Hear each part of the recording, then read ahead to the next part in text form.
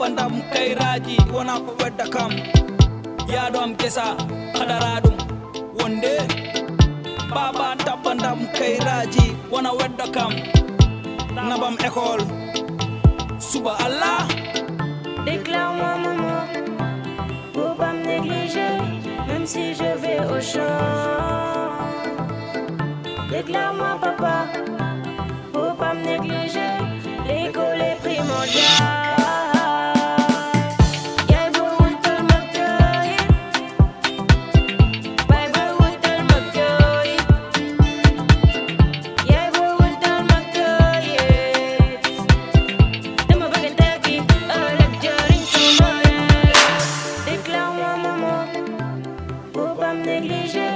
Même si je vais au champ, déclare-moi papa, faut pas me négliger, l'école est primordiale. 300 millions d'enfants exposés parce qu'ils n'ont pas d'identité, pas d'accès à l'éducation ni à la santé, pas de protection contre le travail infantile, des proies faciles, travail forcé, abus sexuels, soldats forcés. Si l'enfant se perd, c'est pas sa faute. Ya wanam ketu judo nenga stel. Ya kaneram khamret no khol. Yam kamwara red jangi. Déclare-moi maman, faut pas me négliger, même si je vais au champ. Déclare-moi papa, faut pas me négliger, l'école est primordiale.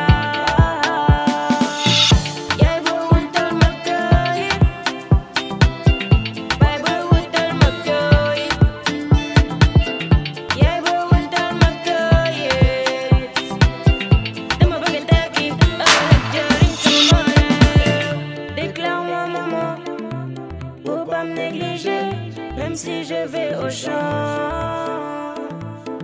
déclare-moi papa, faut pas me négliger, l'école est primordiale. Tu déclares ce dôme,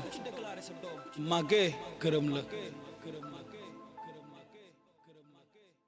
Bonjour à toutes et à tous, bonjour mesdames, messieurs, mesdemoiselles, merci encore de suivre la CAPS FM, la 86, la meilleure des stations musicales ici dans la région de Louga, au Sénégal. Alors aujourd'hui, Aldo Tempolov vous revient bien sûr à l'antenne, pas comme à l'accoutumée,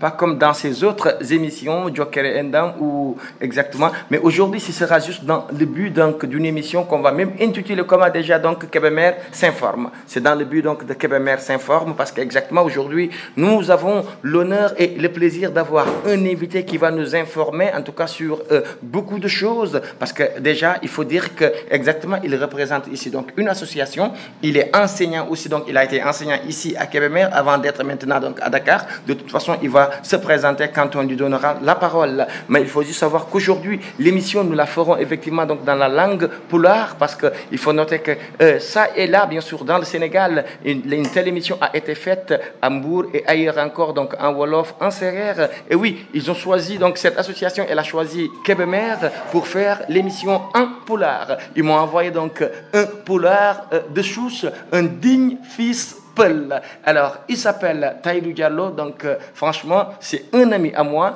Alors, c'est parti pour le Peul. Alors, vraiment, donc Radio Caps FM, émission mon Kébémer s'informe, donc doit yewtude ko anda donc no jogi importance nder Sénégal kadi et surtout que no jogi Sénégal no jogi importance pour Kourkaji. Alors, honde men haalt hande et hombo haalt dum kadi c'est tout de suite et maintenant et men jonna donc wonde dal kanko woni hande invité men omo inne Tahirou Diallo tawi omo wonno do janginde do joni omo Dakar on waddo représenter goto association. Alors ma o line men effectivement donc kanko woni tigi tigi omba et hombo association o woni waddo to représenter Tahirou meden salminma et vraiment bismillah et radio Caps FM 89.6. Bismillah, assalamu alaikum dental halpularen dental fulfulbe wonbe nder Kébémer fof nder région Louga voilà hande ko min miyeteɗo monsieur Diallo Tayrou gonnoɗo ɗo e Kébémer hande ari yewtugol e moon Kébémer radio Keps FM hande ko min e Aldo layata pour par rapport e yewtere nde en layata par rapport e yewtere nde hande noon ko taki ɗum emen immade c'est juste yewtiraɗo wondeɗa donc association humanitaire mo wiyete donc Abejo ko Abejo firtata ko taki Abejo immi Abejo kadi immi vraiment donc men fala hala ɗum dental ngal voilà monsieur Diallo sa lay affaire Abejo mi waɗa hen sawar pour yewtude askano Abejo ko fedde gonnode France wonde e France nden fedde noon ko nde ɓooyi liggade e nder Sénégal e ɓooyi noon safe duuɓi sappo ko way noon donc nden fedde ko firndi inde nde Abejo woni udditude juuɗe ɗe noon ani à grand bras ouvert donc juuɗe ɗe no udditi no mawdiri noon ko noon ɓe jaɓɓe ɓe bismirto e yimɓe ɓe donc ɗum woni inde association o fedde nde waaw donc association donc à bras grands ouverts tawi donc firtata oɗon udditi donc juuɗe association no udditi juuɗe makko pour exactement donc askano fof et surtout donc nder ɗo Sénégal parce que comme ni haalirɗa noon donc no nayirɗa ɗon on neeɓi liggade ɗo e Sénégal mais exactement gila tambil ɗon ɗo e Sénégal honde woni donc liggoɗon ɗo taw voilà monsieur Diallo ko haalɗa ko miɗo wawi hen layde seeɗa ko gandimi ko donc ko fayri e dingere seheede Kébémer ɗo ko wayi ha heede ñaay wuro ngo ɓe mbiyata takko lompu mbiyeteɗe salli Abejo waɗi hen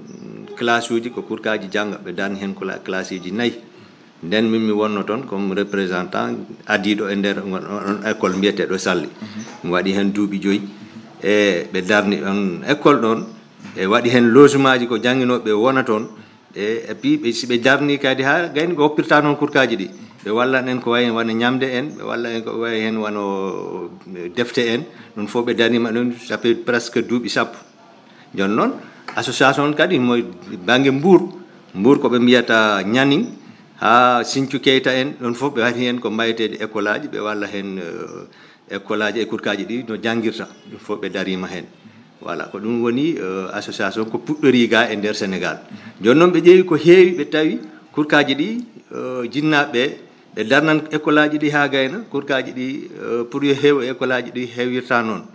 par ce que ko waɗi hen probléme ɓe cikkuno joni kurkaji ɗi pour hon ɗum natata école hewɓe hen dañani koɓe mbiyata kayital juddu joni noon kono waɗi association o i meɗen darnude école aji mais kurkaji ɗi ala hewde e nder école aji ko tawi ɗum ɓe tawi noon hino toon caɗele donc ɗen caɗele noon ɓe faala fewnude donc ɗum hande woni yewtere men hande ko feewi ok ɗen caɗele ɓe faala fewnude effectivement alors on nani ko monsieur Diallo inni alors ko layi kon tawi vraiment association à bras grands ouverts donc golliɗo e Kébémer e kadi e nder Mbour n'est-ce pas parce que joni noon exemple on dira donc école Salli mo wondira kanko tigi wonno donc directeur on toon alors vraiment kamɓe waɗi donc classe uji n'est-ce pas et après encore ɗum kadi ɓe walli sukaɓe moƴƴa parce que ɓe jonneɓe donc koɓe ñamata kono kadi ɓe jonna kadi e fourniture uji etc tout ça alors ɗum foof franchement ko Abejo waɗi ɗum e nder ko annduɗa woni diwan Kébémer ɗo surtout donc nder commune Diokoul parce que Salli commune Diokoul jeeya alors vraiment merci encore une fois de plus ɓenɗo ɓe annduɗa donc woni Abejo e golle ɓe annduɗa donc ɓe waɗi ɗum gila nde ɓe woni ɗo Sénégal ɗo surtout e région Louga ɗo dans le département de Kébémer kadi même chose ɓe waɗi ɗum kadi e Mbour alors wiɗa joni goti jogi goɗɗo kadi par ce que ɓe yi caɗele surtout tawi hande école no uddita mais chaque fois tami caɗele no woodi par ce que sukaɓe kadi même so naati école ɓe yaha ha CM2 tumaji ɗo sukaɓe kurkaji taki yaha ha presque secondaire tawi ala kayitaji juddu comme ni nana kayita jibinande joni alors hikka wiɗon ɗon ɗum wonta on vraiment donc votre défi ɗum wonta ko annduɗa donc wonta golle moom honno waɗirton ha sukaɓe walla kurkaji fof donc daña kayitaji juddi alors pourquoi kayitaji juddi par ce que no wawi wonde tawi caɗele goɗɗi no woodi mais pourquoi hikka on ino ɗon association Abejo inni hikka vraiment menen golle men walla hikka mission men ko wonata c'est juste no waɗa ha no waɗirten ha kurkaji fof e nder Sénégal daña kayitaji juddi pourquoi donc on ɗum initiative voilà monsieur Diallo ko layɗa ko noon donc abejo ɓe ƴeewi ɓe tawi e nder aduna Allah o ko yawi hen million aji 50 kurkaji no hen dañani kaytu juddu te kaytu juddu ko kaytal ngo ganduɗa ko ɗum jogui neɗɗo hande ɗum woni miɗo firde hen honno ɗum ɓe mbiyata no joguiri neɗɗo hande so kurka win déclaraka hande wina heɓani kaytu juddu janggo ñandema nde woɗɗoytako de un so ɓooyi kadi a yiɗan koɓe mbiyata wona hen wayi wona cartal d'identité ɗum kadi wonan caɗele e ma a wawata dañde cartal d'identité ɗon sa ƴeewi ɗum foof a wawata heɓde golle nde jiɗɗa ɗe a wawata wadde sa yiiɗi hay ɗannade a wawata ɗannade par ce que cartal d'identité no waɗi dépendre e kaytu juddu o donc kaytu juddu ko kaytu mo ganduɗa c'est essentiel e neɗɗo so on tigui dañani ɗum tan no wawi woni hara on tigui wonani sénégalais donc ko ɗum waɗi association ƴeewi ɓenni joni noon il faut daroɗen holliren jinnaɓe honno wallirta kurkaji ɗi daña kaytu juddu honto ɓe jahata honto ɓe ndewata honto ɓe ndewata joni noon kamɓe hen ɓe mari hen engagement on engagement woni si ɓe waɗi hen par exemple minen heede Dakar min waɗi hen frasque ji hewɗi frasque ji noon ko waɗan sensibiliser pour que jinnaɗo kala ndewɗo riya si janggi e pular no inda hen pular windu ɓiima o heɓa kaytal juddu donc ɗum hen no hen e kay ko wayi hen kadi ɓe waɗa hen ko ginnuɗa wano audience forêt nen ɗon noon ma ar hen seeɗa mais mami waɗa hen teeɗa historique o honno yimɓe ɓe darto ha heɓa kaytal juddu donc association ko mbi enen ari ɓe ndewayno école aji ɗi ƴeewa jangguinoɓe waɗa réunion e parents d'élèves ɓe pour yoɓe wallu kurkaji ɗi dañita kaytu juddu hono no ɓe ndewirta joni noon ɓe yi ɗum ɗon kadi so ɓe ƴeewi tawi no fanɗi ɓeni joni ɓe yaajinan ɓe yaha ko radio ji en ɓe yaha ko télé ji en ɓe laya e mum yimɓe ɓe haran andi ɗon hara écoute on no heewi yimɓe heewɓe hen no wawi jentade ko honno waɗi jarirta hena daña hen kaytal juddu par ce que kaytal juddu ko ɗum jogui kurka hande sa nani kurka so heɓani kaytal juddu o wonani kurka par ce que franan ɗum ko heewi voilà très bien frère ko heewi alors kurkaji no dowa jogade donc kaytal juddu e no haaliɗa noon tawi vraiment hande par ce que wona hay école tamo tak par ce que effectivement tawi hande so yeehi han no faala desde alors ma heɓa certificat de mariage ɗum kadi ko kaytal juddu ɗum watuma jonnude kono kadi hay saɗa daɓɓa golle kadi donc ma heɓa carte d'identité national kadi so tawi a joga kaytal juddu ɗum kadi ma waɗa caɗele moƴƴa alors évidemment ɗo wonno haalde e sensibilisation kadi par ce que sensibilisation no woodi donc fresquaji ɗan ɗon no waɗɗon ɗum e miruji école aji ma taw ɗo Dakar Mbour etc tout ça peut être ma waɗe Kébémer kadi inchallah mais e ɗum kadi no woodi goto musique mo annduɗa kadi oɗon waɗ ɗum sah donc créé musique mo annduɗa donc oɗon inidiri ɗum déclare moi donc uttel ma kaytu juddu donc e wolof alors on musique honno waɗi ɗum donc ɗum ko diwanu Mbour ina toon représentant men wiyeteɗo Ignace ko on e kamɓe hen jewtidi ha ɓeni joni auditeur ɓeɓen pour yo nanu affaire o joni il faut ɓe ƴeewa mo ganduɗa ɓe waɗa hen jumol ngol jumol ko ɗum e lay hen e français ɗum woni déclare moi ƴeewa nam kaytu juddu e pular ɓe win utilma kaytu juddu en olof donc ɗum noon gila ɓe waɗi on morceau don on morceau no waɗa YouTube e yimɓe ɓe no ƴeewamo sa yi déclarement sa tapi on site toon a yiyan hen par rapport on ɗuma on morceau ɗon donc pour au moins élargir l'écoute donc pour ƴeewano jantade nde ɓurta yaajurde e nder Sénégal donc pour yimɓe ɓe ƴeewa l'essentiel honno ɗum woniri nafoore e kurkaji ɗi voilà tawi non wodiri kadi vidéo aji ɗi andara donc no doga ha joni donc YouTube kadi plus on musique extra tout ça c'est toujours encore no waɗira ha waɗa sensibiliser en tout cas jinnaɓe ɓe fof anda donc ko anduɗa woni nafoore kaytal juddu nafoore donc kaytal jibinande alors omo association donc ABGO parce que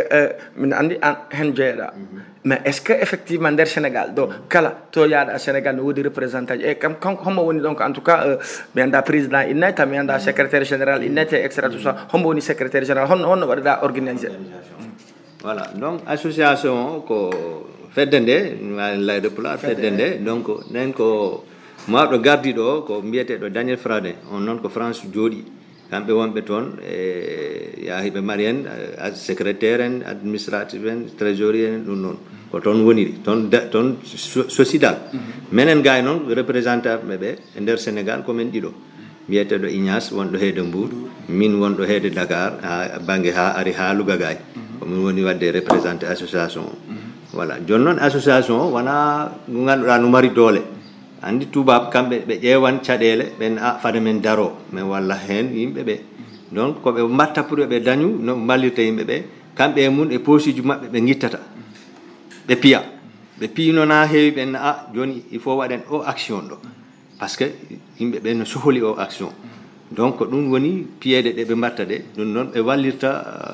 nder sénégal e wona tan sénégal ɓe yaaji foof sa yeehi ha mbiyeteɗo e nder aduna allah o par ce que ɗum parce que effectivement on noon question fotma ɗum landade kadi est ce que parce que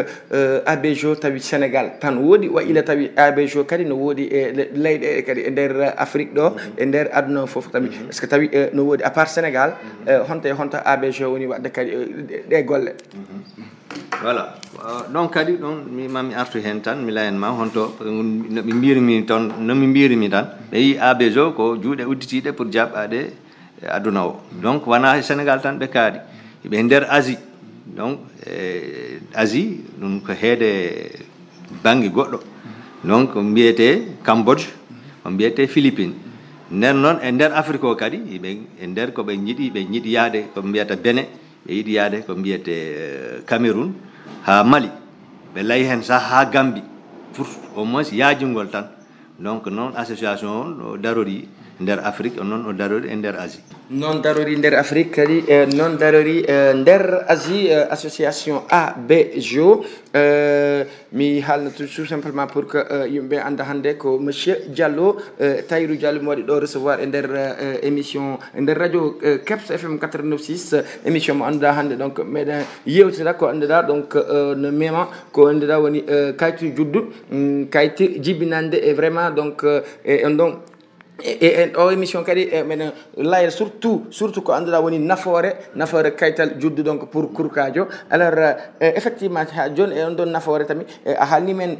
no waɗirton ha vraiment donc waɗa sensibilisation extra ɗum waɗi donc oɗo waɗi goto musique oɗo waɗi kadi fresquaji oɗo waɗi vidéo ji e YouTube extra tout ça e a haalni men kadi ko annduɗa association to woodi actuellement e leyɗeɗe donc comme no haalirɗa noon Cambodge Sénégal Philippines Bénin et même peut être no wawi natude kadi Gambie inchallah mais alors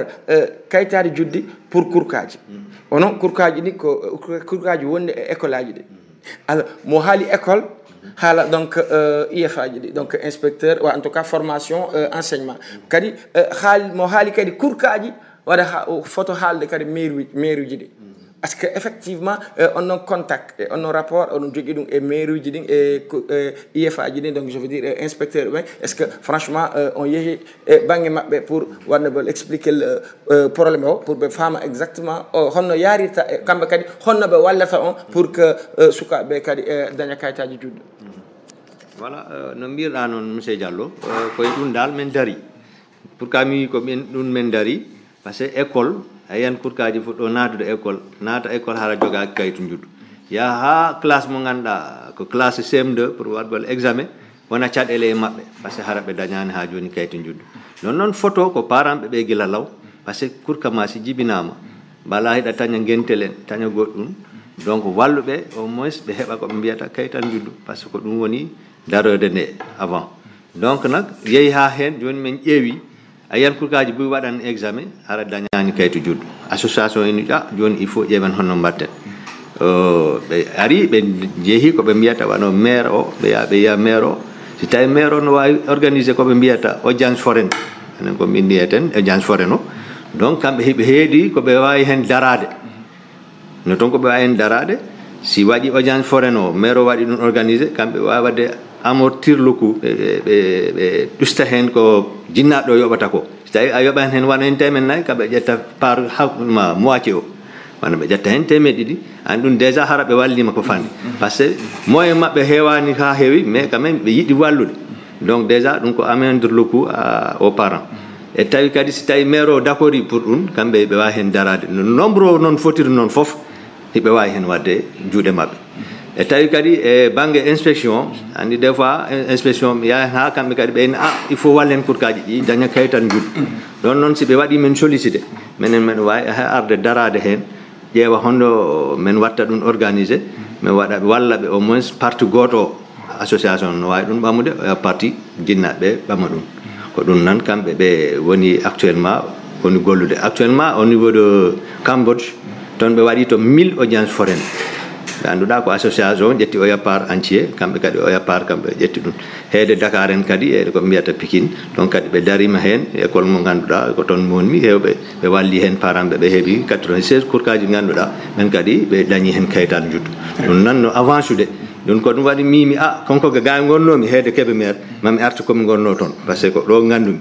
donc nak joni si paramɓe ɓe nani ka o lance momin waɗi ɓe darro ɓe walla kurkaji ɗi ɓe heɓa kayitan juddu eyyi ko ɗum dal min dari voilà mi nani no haali no layirɗa ni par exemple joni tawi parent ji ɗi wa ila IF wa ila mairie fala wadde audience foraine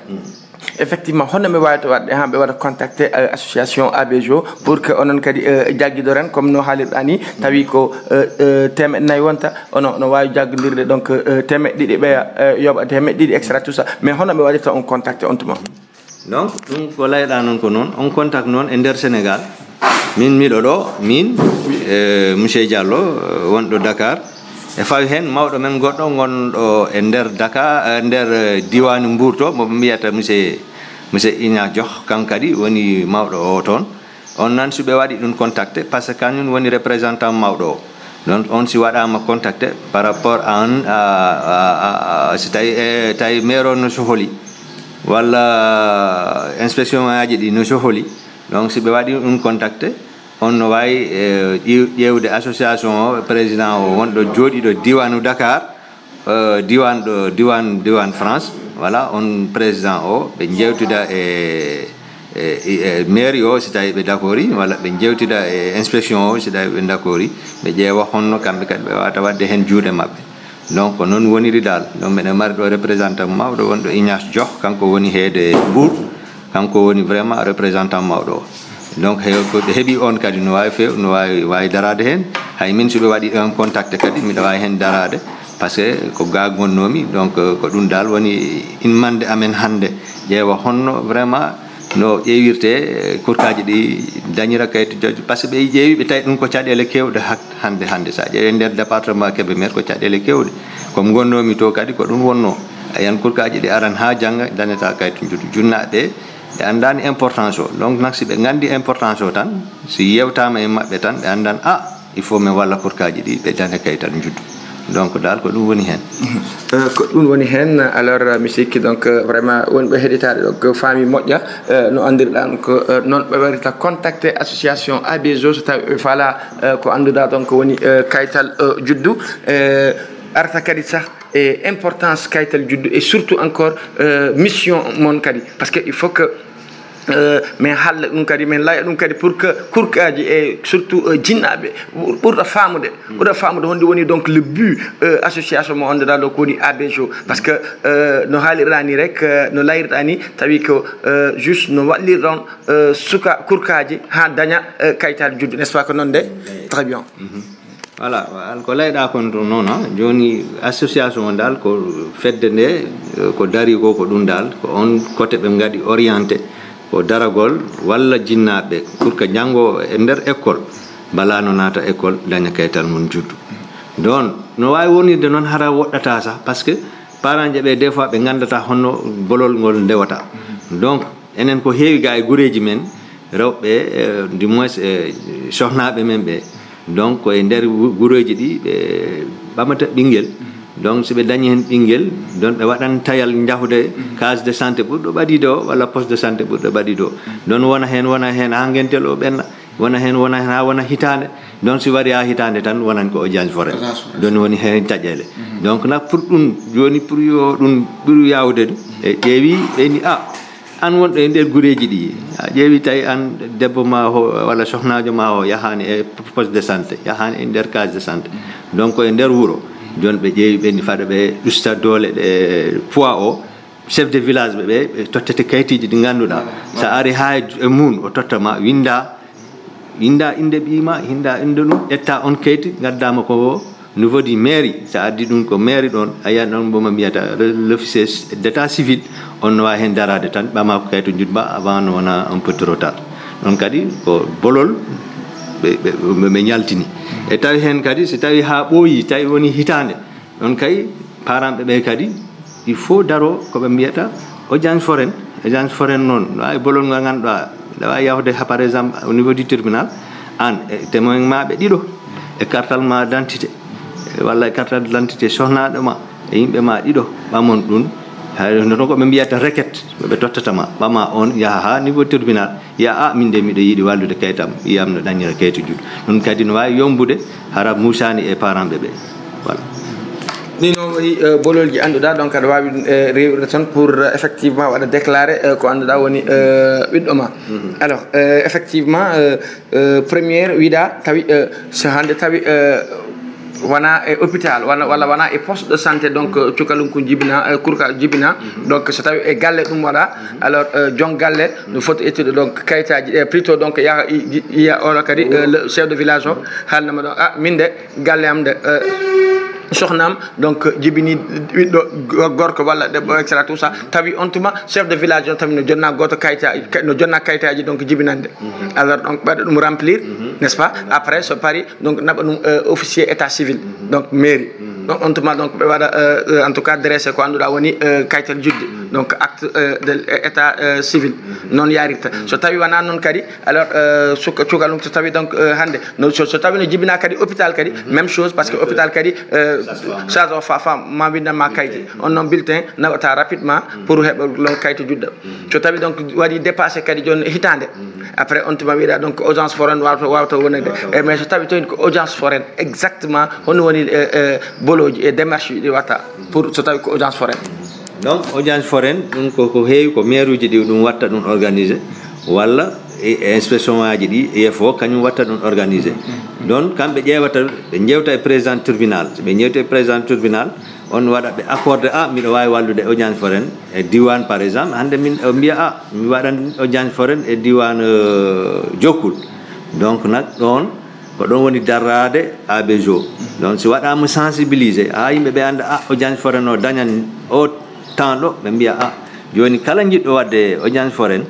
ko yoɓata ko si tawi ko 400 walla so tawi 100 walla an andi kamɓe ɓe daroɓe wallama hen moitié o woni feccere nde kamɓe ɓe yoɓa feccere nde a yoɓa feccere nde donc audience foraine o kadi ko pour ɗum fof ko ɓesde pour kurkaji ɗi ɗusto no ɓammiɗo hara ɓe dañani ɓe kayti juddu ɓe daña kayti juddu ko ɗum waɗi état o des fois waɗan audience foraine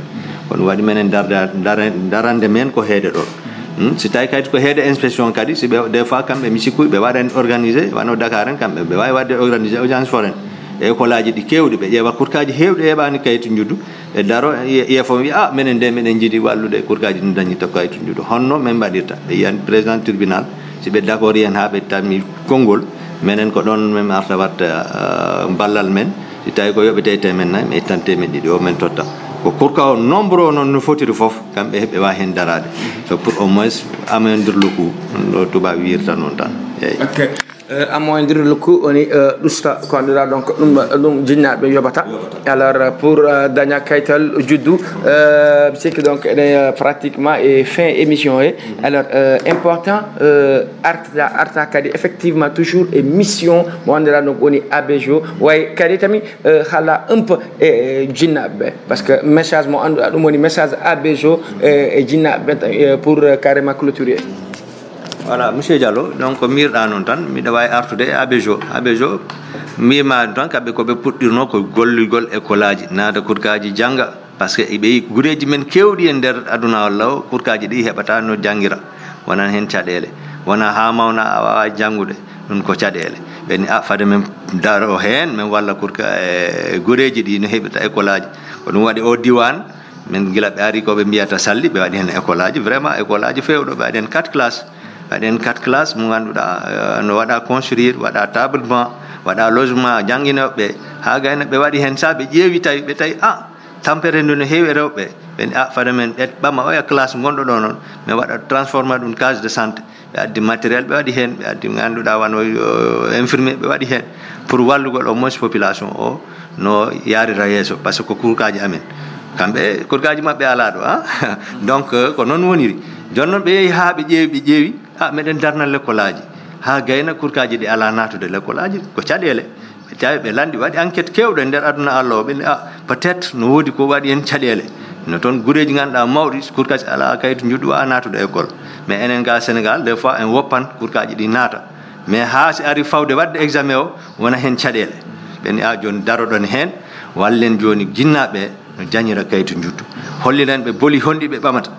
boli ɗiɗo walla si tawi hen woni ha woni satti si waɗi hen audience foraine men daro hen menen kadi si tawi parent on andi dole ɗe heewani e nder gureji ɗi heewi yimɓe ɓe kadi ɓe cikkano nafoore kayitu juddu ndu te kayitu juddu égal cartal d'identité cartal d'identité noon sa dañani no hande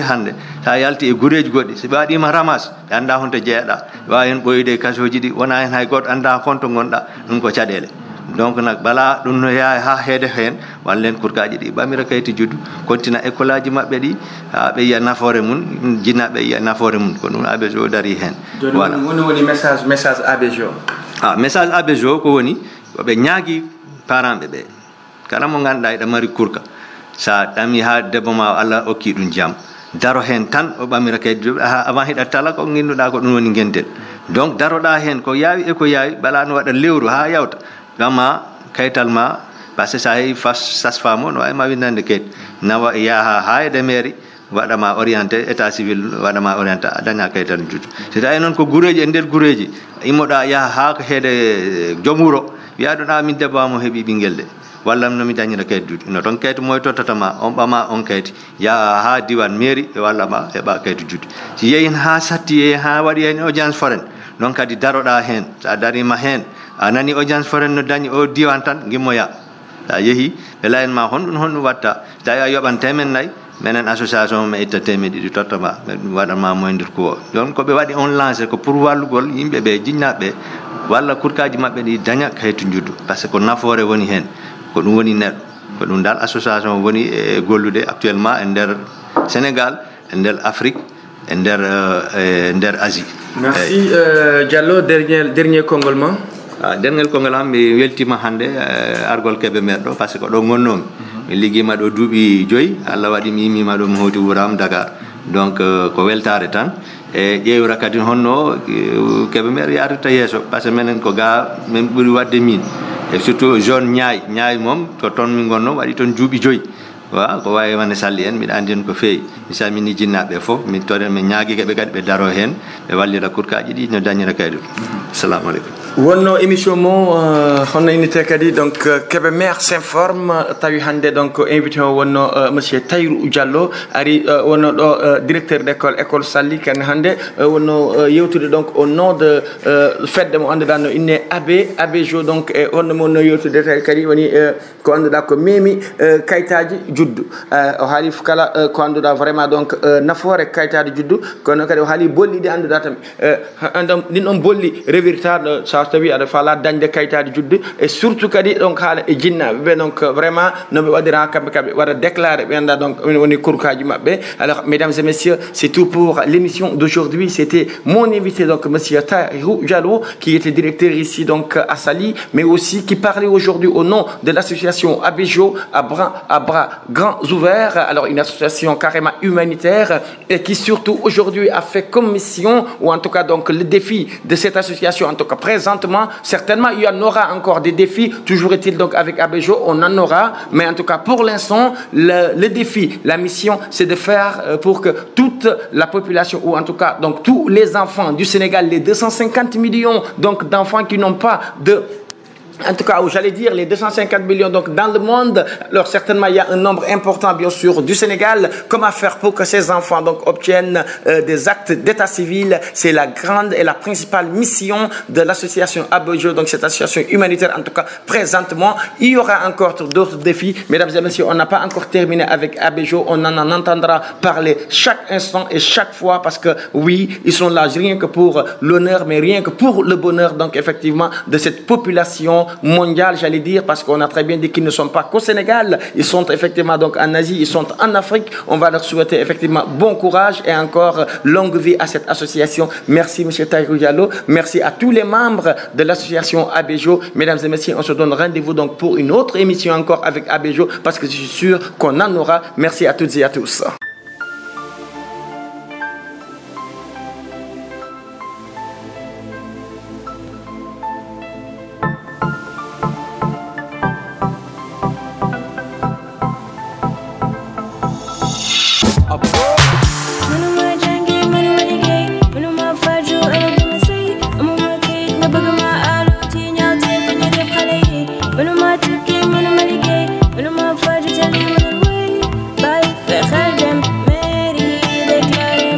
nene tabbandam kayraji wona ko wedda kam yaado am gesa hadara dum wonde baba tabbandam kayraji wona wedda kam nabam école suba Allah. Déclare-moi maman, faut pas me négliger, même si je vais au champ. Déclare-moi papa, faut pas me négliger, l'école est primordiale.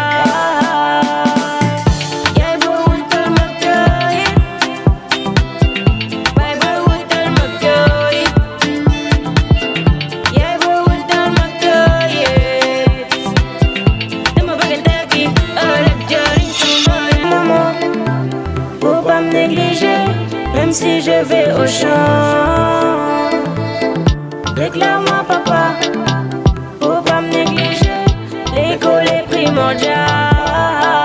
300 millions d'enfants exposés parce qu'ils n'ont pas d'identité.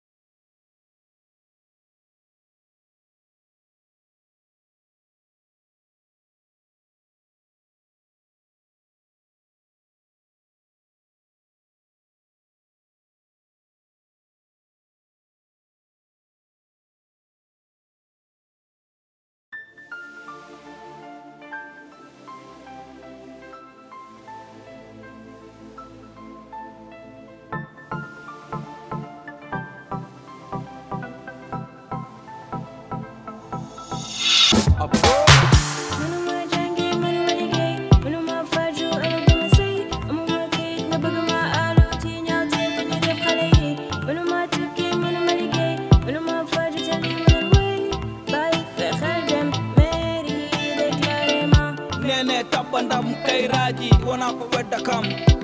yadom kesa khadaradum wonde baba tabandam kairaji wana wedda kam nabam école suba Allah Déclare-moi maman pour pas me négliger même si je vais au champ. Déclare-moi papa